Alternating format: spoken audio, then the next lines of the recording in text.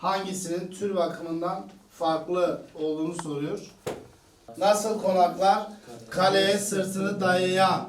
Hem sıfat fiil eki var. Buradan anlayabiliriz. Hem de nasıl sorusuna cevap verdiği için işte. Edirne'de ayrıntı ne hocam? İsim. Hangi ayrıntı? Her ayrıntı sıfat tamlaması.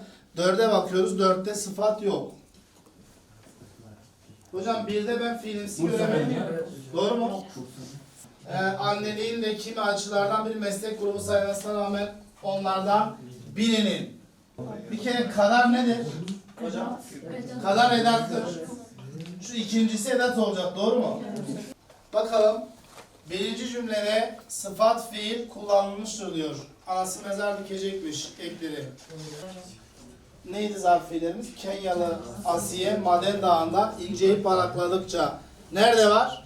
Olarak. Sonuç olarak. Arak erek. Hocam 4'te fiilimsi ben göremedim. 4'te fiilimsi yok. O zaman cevap Bursa olur. 5'te fiilimsi var mı? Dolaştığımızda diyor ya. Dık dik eki. 5'te ne var? O zaman sorunun doğru cevabı ne olur? Bursa olur. Onu denedik. Şimdiki zaman ekimiz ne? Şimdiki zaman ekimiz yor.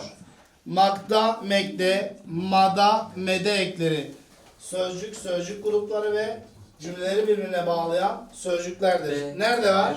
D bağlacı. Hocam D'da bağlacı var. O zaman cevap ne olur? Bursa olur.